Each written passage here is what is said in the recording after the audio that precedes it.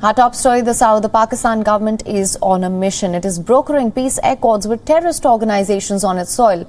In the latest, Islamabad and local terrorist group known as the Tehreek-e-Taliban Pakistan have agreed on a one-month ceasefire, opening up new avenues to end years of bloodshed.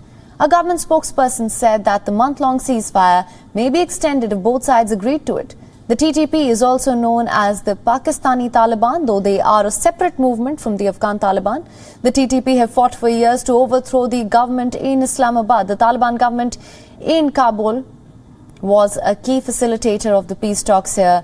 While there have been numerous failed attempts to reach peace agreements in the past, the latest breakthrough came only after the victory of the Afghan Taliban in August. Both the TTP and Islamabad admitted that the interim Taliban government had helped facilitate the negotiations.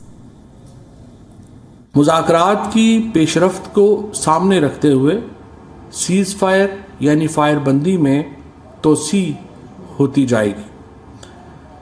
इन मुज़ाकरात में अफ़गानिस्तान की authorities यानी जो अबूरी हुकूमत है उन्होंने सहूलतकार का किरदार अदा किया है और यकीनी तौर के ऊपर ये बात बहुत खुश आइंद है कि पाकिस्तान के ये इलाके एक तवील अरसे के बाद मुकम्मल अमन की तरफ बढ़ रहे हैं।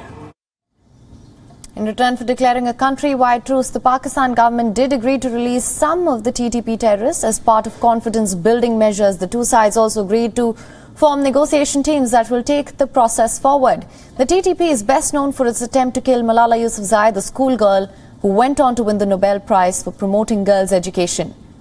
But it is also responsible for killing thousands of both military personnel and civilians over the years. In fact, it claimed responsibility for a bomb blast that killed 4 soldiers in North Waziristan just this Saturday.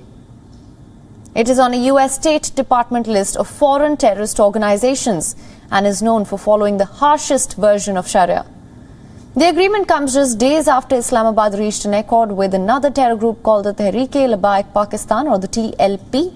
After weeks of violent clashes following the peace deal, the TLP announced that it was ending its sit-in after over a week. Protesting TLP workers had reached Wazirabad on October 29th, primarily demanding the expulsion of the French ambassador over blasphemous sketches of the Prophet Muhammad, the release of its chief Hussain Rizvi, and taking of the TLP off the Pakistan's terror list and unfreezing its accounts and assets. The Imran Khan government has agreed to at least half of the TLP's demands in order to secure peace here.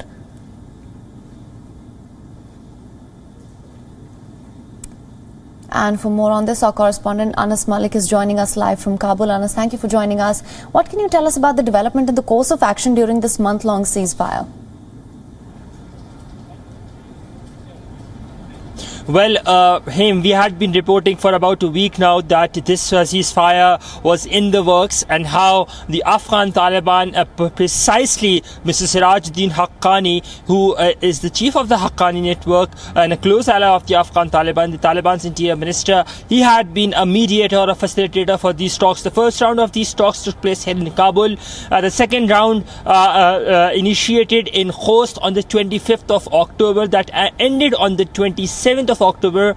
On the 28th of October, the two sides agreed upon an agreement in principle. That agreement said that called for the release of 102 prisoners from the Tehreek-e-Taliban, and then after that, following the release of the prisoners, then the 1 month long ceasefire that was originally slated for the to begin from the 1st of November, that would have kicked in, but there were some hiccups. What sources now confirm that more than 100 plus Taliban members, Tehreek-e-Taliban members, which is a banned terror group in Pakistan, they have been released. That includes Maulvi Naik Muhammad, some of the notorious ones from the Sawat group, and after that, only after that, this ceasefire was kicked off. Which has now been confirmed by the Tehreek-e-Taliban, that it will begin from today, the 9th of November, and it will last until the 9th of December. Haim? Right, absolutely. Now, it's important to mention, like you did as well, the agreement comes just days after Islamabad reached an accord with another terror group, that is the Tehreek-e-Taliban Pakistan. How do you assess the implications of these two deals now? Well, the implications are going to be far reaching as well, because this would give that room for other proscribed organizations to go on the streets, to take the streets and say, well, delist us as well. And that is what the problem is with in Islamabad to deal at hand, because they can't really afford to do that, because they have multiple international watchdogs watching them as well, and fulfillments to do, which includes the FATF as well. In fact, yesterday we saw Aurangzeb Farooqi, the leader of the band Ahle Sunnat wal Jamaat in Pakistan. He said he issued a statement that he should be delisted as well, otherwise he will take to the streets.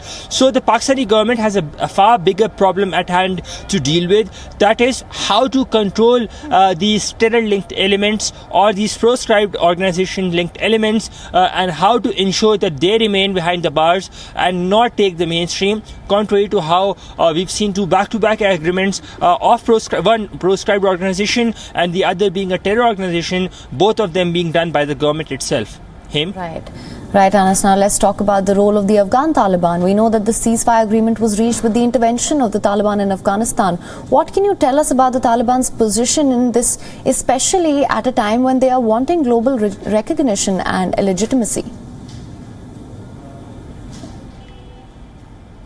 Well, we have to look at it in different ways. There are two ways or three ways to look at it. One, Taliban's claim, the Afghan Taliban's claim that they will not allow foreign fighters to operate from its land. If that was the case, why did they mediate a peace accord at the first place? That is question number one, because that goes against excuse me on that. That goes against the spirit of the Doha deal, and then the tall claims that they have been making since their takeover of the country. I remember on the 17th of August, when the first ever press conference was held by the Afghan Taliban following the takeover of the country here in Kabul. I was here. I was asked them what happens to their relations with Al-Qaeda and other terror-linked organizations, and Zabiullah Mujahid very clearly said that they would not be tolerating any organizations, and that they would be ensuring that the Afghan Taliban's remain. So that is one part of the problem.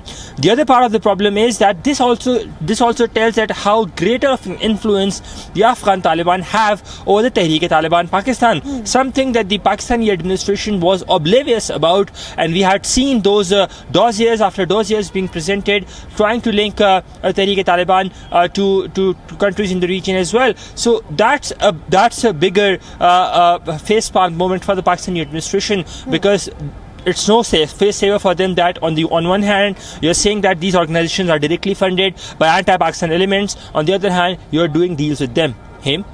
Right, Anas, thank you so much for joining us with your analysis on that. WION is now available in your country. Download the app now. Get all the news on the move.